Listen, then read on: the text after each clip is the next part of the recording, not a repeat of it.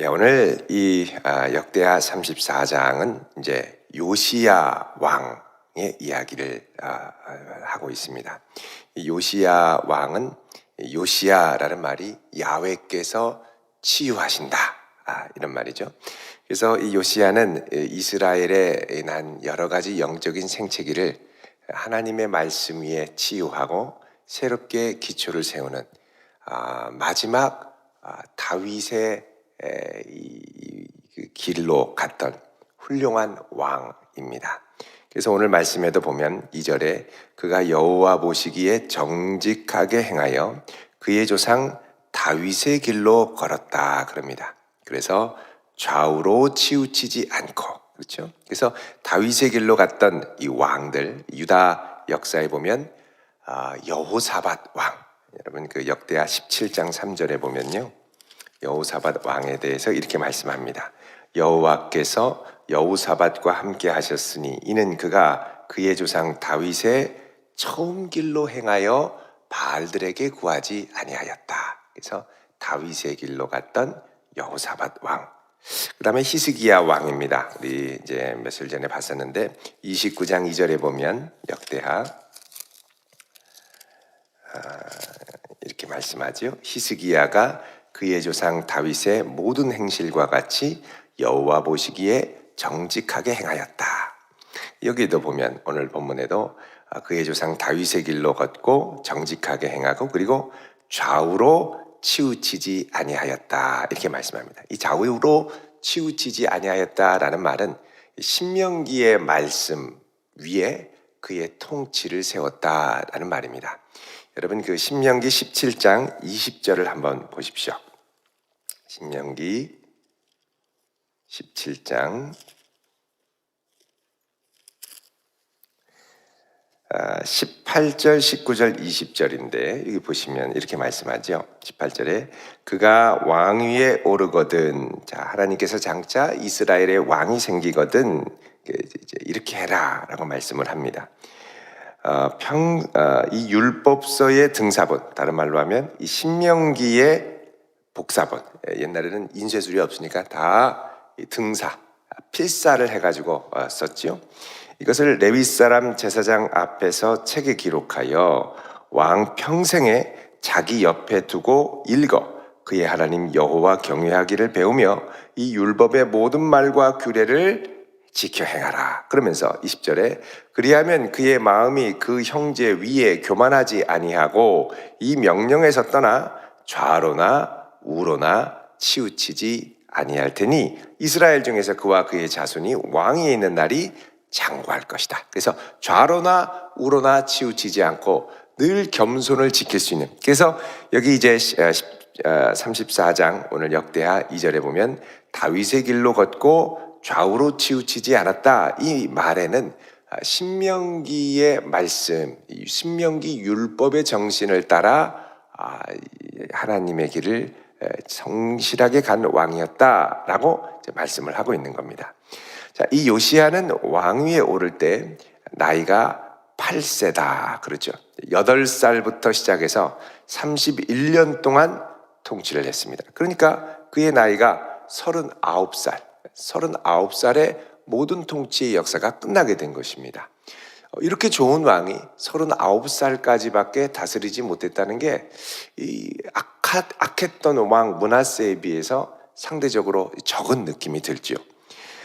이때 이제 요시야가 8살에 왕위에 오를 때는 그 당시에 국제 정세가 상당한 혼란의 소용돌이 가운데 있었습니다. 이게 이제 주전 한 640년에서 609년 이렇게 돼 있죠.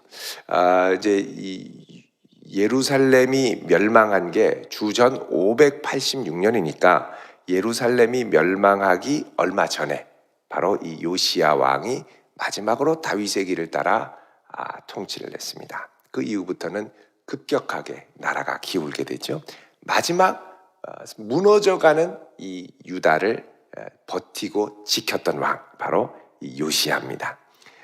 그 당시에는 이때 8살 때쯤에는 이 아수르의 세력, 그 당시에 아주 강력한 국제 제국을 이루었던 이 아수르의 세력이 약화가 되고, 그리고 이제 그 사이에 그 힘의 공백을 틈타서 새로운 신흥 강자 이 바벨론이 이제 일어날 때였습니다. 이제 요 기간, 혼란의 소용돌이에 있는 이 기간, 이 국제 정세가 이렇게 혼란스러우니까 이제 유다를 그렇게 괴롭혔던 나라들은 상대적으로 힘을 덜 쓰게 됐죠.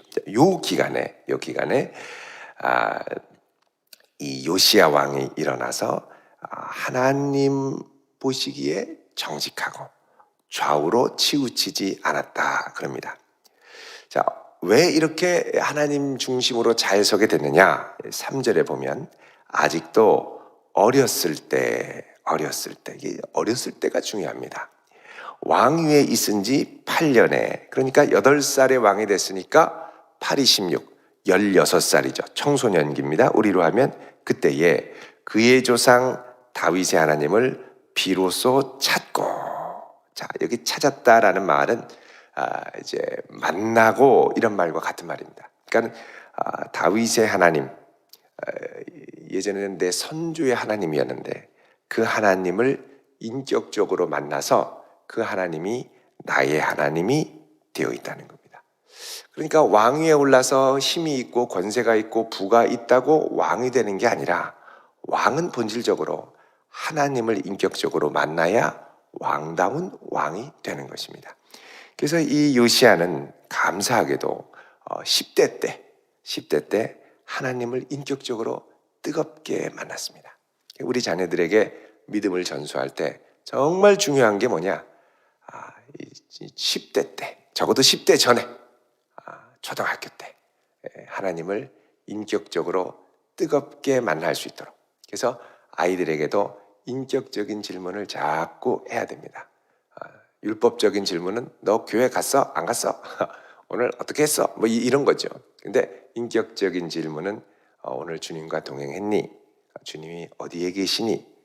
예수님께 기도했니? 예수님이 뭐라고 마음에 감동을 주시니? 자, 이런 질문들, 주님과의 관계에 관한 질문들, 이런 것들을 자꾸 하면서 주님께 가까이 가고, 네가 기도하면 하나님이 반드시 응답하시단다. 그래서 그 하나님을 자꾸 기도할 수 있도록 도와주는 그런 믿음의 전승, 신앙의 유산들을 잘 물려줘야 할 것입니다. 감사하게도 이 요시야는 16살에 하나님을 인격적으로 만나고, 그리고 제20년에 유다와 예루살렘을 비로소 정결하게 했다. 8살 때니까는 이제 눈치를 많이 보겠죠. 근데 16세 때 하나님을 만나고 어떻게 해야 내가 올바른 왕이 될지를 찾고 기다리고, 그래서 20년에 모든 것을 정비해서 비로소 유다와 예루살렘 전역을 정결하게 하는 역사를 이루기 시작합니다. 정결하게. 그래서 그 산당들과 아세라 목상들과 또 아로 새긴 우상들과 부어 만든 우상들을 제거해 버렸다. 자, 여기 보면 얼마나 우상들이 그 당시에 많았습니까? 우상천지였습니다. 우상천지. 여기 산당, 아세라, 목상, 아로 새긴 우상들, 부어 만든 우상들, 우상을 만드는 방법들도 많이 발전했고요. 자, 4절에 무리가 왕 앞에서 바알의 제단들을 헐었고, 바알의 제단들을 헐었고, 왕이 또 그 제단 위에 높이 달린 태양상들을 찍고 아세라 목상들과 아로 새긴 우상들과 부어 만든 우상들을 빻아 가루를 만들었다. 야, 이게 대단한 겁니다. 찍어버리면 그 다음에는 다시 붙이죠. 접착제로. 근데 아예 가루로 만들었습니다. 그러니까 우상 숭배를 할 여지조차도 남기지 않고 싹 다 갈아버린 겁니다. 흔적조차, 생각조차 못하게. 그래서 불살라서 빻아서 불살라서 예루살렘을 정결하게 했다. 여러분, 이게 그냥 한 것 같지만 사실은 이것도 하나님의 은혜입니다. 은혜. 우리가 생각할 때는 히스기야가 뭐 알아서 잘 했나 보다, 참 난 사람이네, 이렇게 생각할 수 있지만 하나님을 만나게 하시고 또 하나님이 이런 결단을 주신 건 참으로 신비한 태초부터 있었던 하나님의 작정하심이라는 거죠. 우리가 다 알 수는 없지만 여러분 한번 보십시오. 열왕기상 13장. 열왕기상. 여기 보면 이제 남북 이스라엘이 이제 갈라지게 되죠. 그때 북이스라엘이 베델에 금송아지를 두고 이제 금송아지를 섬기는 아주 천인공노할 사건이 일어납니다. 그때 하나님의 선지자가 나와서 여로보암 옆에 이야기를 합니다. 13장 2절에 보시면 하나님의 사람이 제단을 향하여 여호와의 말씀으로 외쳐 이르되 제단아 제단아 여호와께서 이와 같이 말씀하시기를 다윗의 집에 누구요?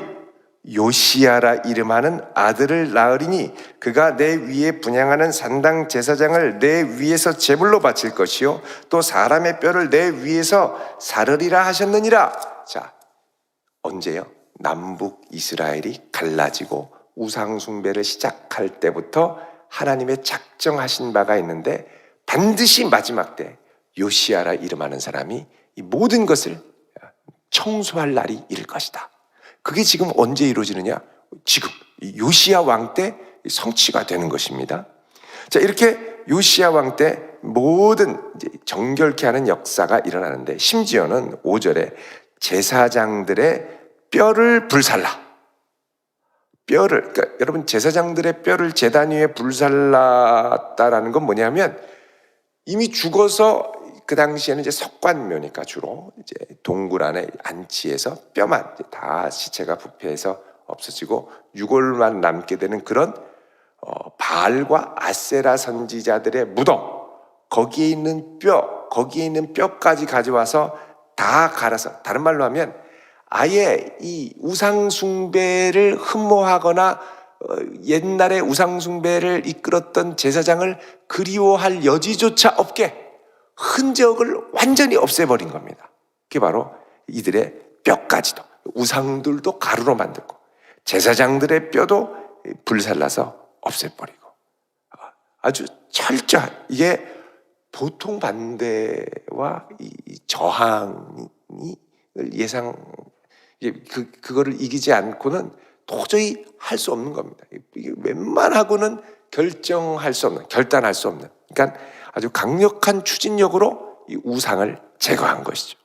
그게 다 없애고 6절에 므낫세와 에브라임과 시므온과 납달리까지 사면 황폐한 성읍들에도 그렇게 하자. 북이스라엘에 사면 황폐한 성읍들은 뭡니까? 이미 멸망해서 사람들이 거의 살지 않고 아수르로 다 포로로 끌려갔죠. 그래도 일부 남아서 조금 살아난 사람들이 있지만 여전히 예전에 아주 전성기를 누리던 성읍들은 다 무너지고 황폐해버렸죠. 여러분, 그 북이스라엘의 사마리아 성읍, 아합성이라고도 합니다만 거기도 지금 가보면 어마어마하게 그 유적들이 큽니다. 엄청나게. 그냥 산인데, 이게 그냥 산인가 했는데 들어오는 길부터 좌우에 이 주랑 기둥들이 다 쓰러져 있는 거예요. 그래서 이게 왜 쓰러져 있나 물어봤더니 옛날부터는 이 산 밑에부터 들어가는 입구였다는 거예요. 저 위에 보니까 거대한 막 산이 하나가 큰 게 있는데 그 뒤로 가니까 거기에 어마어마한 궁전터와 또 원형 경기장과 뭐 있을 거 없을 거 다 있습니다. 그게 아합궁이었다는 거예요.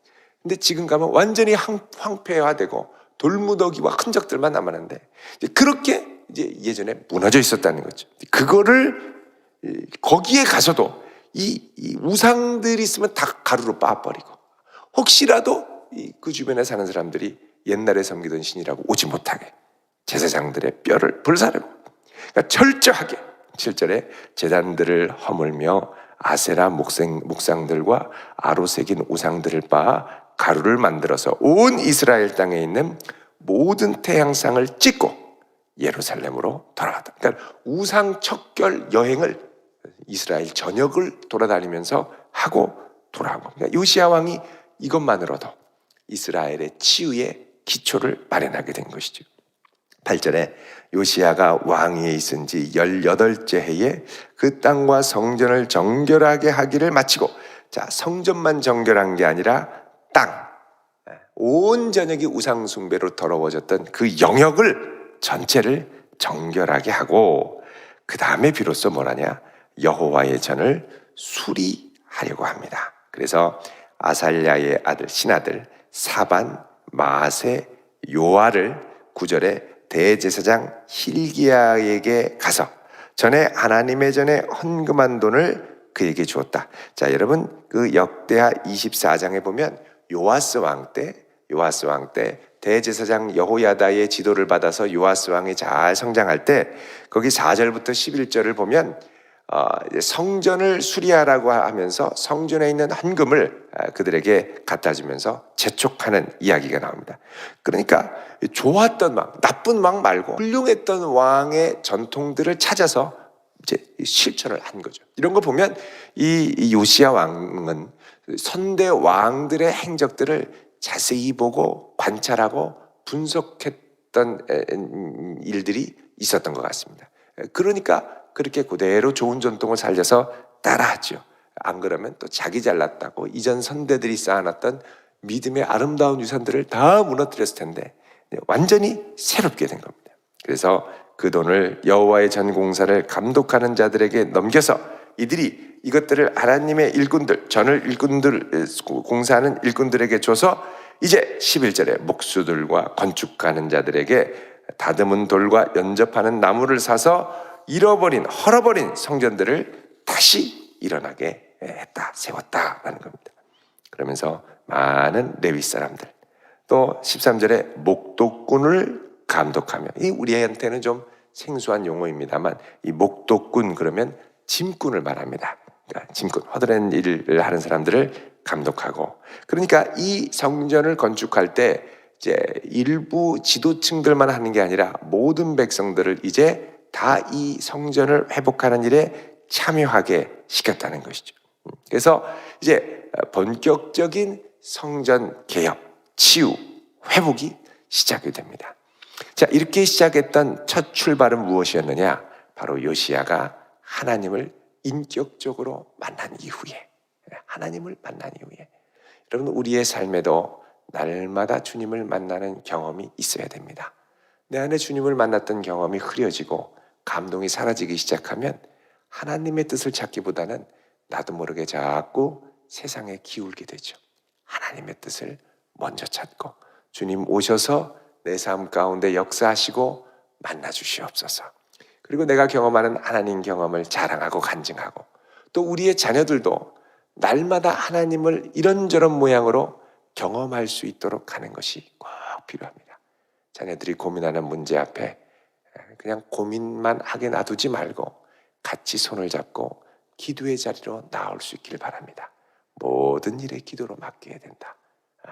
자녀들은 아직 좀 철이 없어서 모든 게 자기 힘과 능력과 뜻대로 되는 줄로 착각을 합니다. 모든 게 하나님의 은혜인데 착각을 해요. 어떤 분이 얼마 전에 젊으신 분인데, 목사님 제가 요즘에 눈이 침침해서 돋보기를 쓰게 됐습니다. 아이고 이거 어떻게 합니까? 근데 자신감이 확 떨어지더래요. 왜요? 그랬더니 여태까지는 그냥 눈을 뜨면 보는 줄 알았대요. 근데 눈을 뜨면 글씨가 이게 흐려지니까 야, 이것도 은혜구나. 아무것도 아닌 것에 하나님의 은혜를 발견했노라 이야기를 합니다.